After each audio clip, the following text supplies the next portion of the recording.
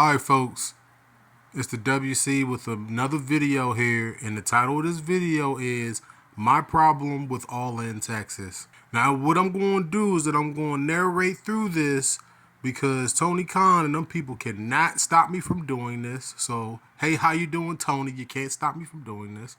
I could take still images if I want to. I have to explain that because if I don't, then people are going to get, they'll get antsy and stuff and say I took their content. Nope. That's Renee Puchetto that y'all see on the screen, right? And she's John Moxley's wife. I'll bring that up again in a few seconds, but I had to tell y'all that in the intro because YouTube doing a whole bunch of weird stuff now, so I have to say that in the video. But anyway, there she is, and she's trying to get some type of interview. This was the Go Home Show Dynamite before All In Texas for all those people that's archiving, okay? So I'm coming in hot in this video. I had to explain everything. So she's in the hallway looking for some type of interview. Then Hangman pulls up and says, yeah, I gotta talk, man, but I ain't gonna talk to you. I mean, you John Moxley's wife, for crying out loud. Which is, probably one of the best things that's probably ever happened to John, by the way. But I digress, right? Just like Taz, I digress. Then he pulls up to Swerve's locker room door. As you can see, he's just kind of contemplating, right? He's contemplating. So he walks up in there. You see Prince Nana in the back. Osprey's like, whoa, bro, whoa. And then you see Swerve there, the guy that's in black, and he's black. And I know that's insensitive, but it is what it is. But he's trying to reason with him and all this other stuff. I don't want you guys fighting or what have you, this, and this. Hangman says that he needs to have a word with Swerve, and then Osprey's like, all right, I just kind of leave y'all to it. And Prince Nana says that he needs some coffee, so I won't break that ad, and they both leave, okay? Let me make sure I tell y'all something, all right?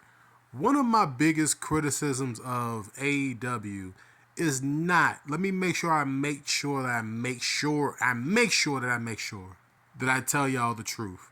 My biggest problem with AEW is not the professional wrestling.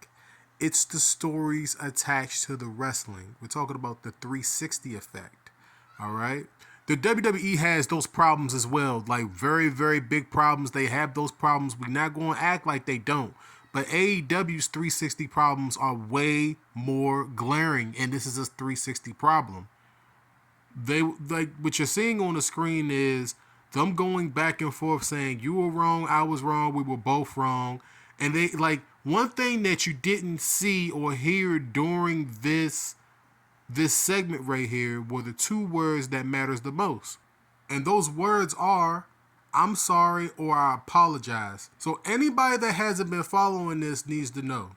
Swerve in storyline went to, I think that he went and broke into Hangman's house and visited his kid's crib or something like that in storyline. Hangman let him in, by the way. It is what it is. It's kayfabe. And then in return, Swerve purchased his childhood home, and Hangman burned down his house that he said that he was going to raise his kids in. But still during this whole hoopla, you don't hear the words, I'm sorry, right? So it's like they buried the hatchet without necessarily apologizing for their actions, which for whatever reason, professional wrestlers can't say, I'm sorry. When was the last time you heard a professional wrestler in the storyline flat out say that they were completely wrong and I'm sorry? I don't think that I've heard that. Now, Swerve said he deserved it, but he didn't say, I'm sorry. Hangman said that he was acting irrational, but he never said, I'm sorry. I've said I'm sorry more than these two dudes have said in storyline in about a year and a half of storyline. Do you guys understand why, I have a problem with this? Oh, WC, they're big masculine men. They're big manly men. Look at the hair on Hangman's arm. That's a big manly man arm. They can't flat out just say, I'm sorry, I was wrong. So what was the whole damn point of this backstage segment before All In Texas? Oh, they buried that hatchet all of a sudden. They were supposed to bury the hatchet 3 weeks ago. Why did they wait for the Go Home Show?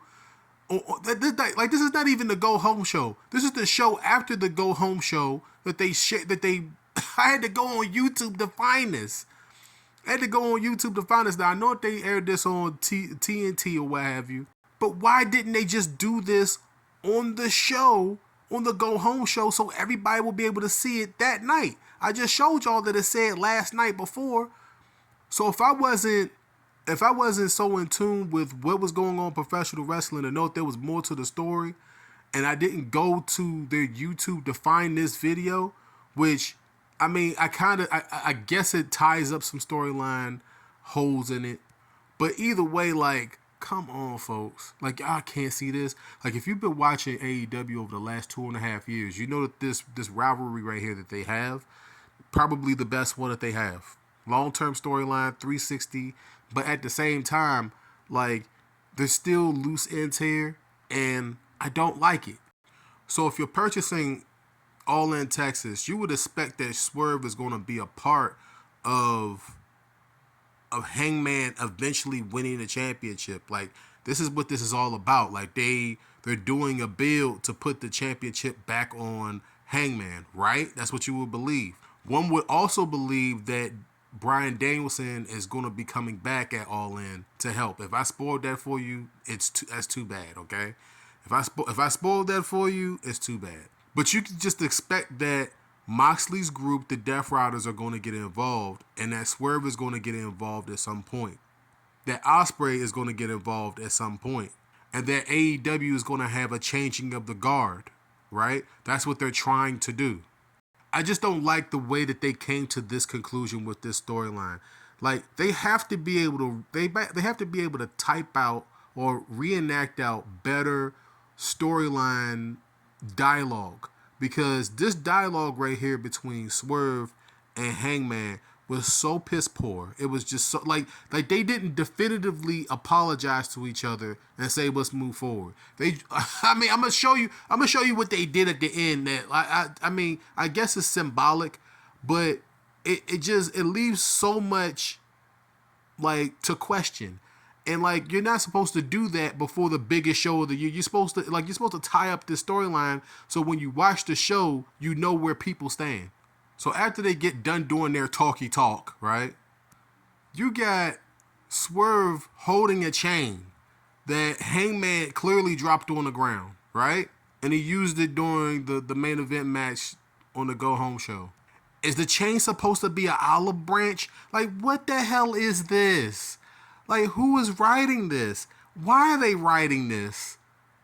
And how come they're not, like, clear as day wrapping up a storyline or tying up a storyline plot hole for people like me who didn't hear the words "I'm sorry," didn't hear a definitive linking. They did, like, the chain is like an olive branch, right? It's supposed to be an olive branch.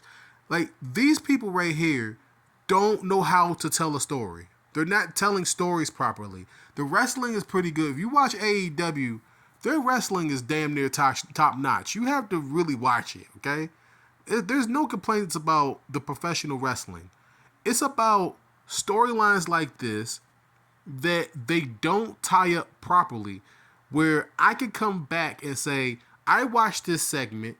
The only thing that really made sense during this segment was Hangman saying that he did not want to talk to Renee because Renee was Moxley's wife. That's the only thing that made sense during this whole little segment, bro. I'm telling y'all right now, nothing made sense here.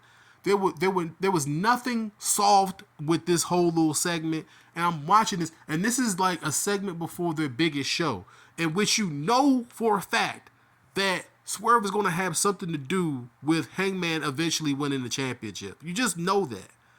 And they didn't tie up any type of loose ends. You're watching this and you're like, man, like, why did they write it this way? Why didn't they make both of these guys say, I'm sorry, I apologize? Why couldn't they have said that? Like, what is this? You'd be like, okay, it's such of a big deal for them to say it. They showed it. No, they didn't. I'm sitting here like, why did this segment have to happen?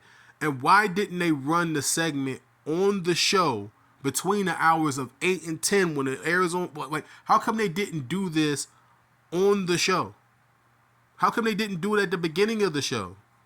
Why, why did I have to go to YouTube to find this segment?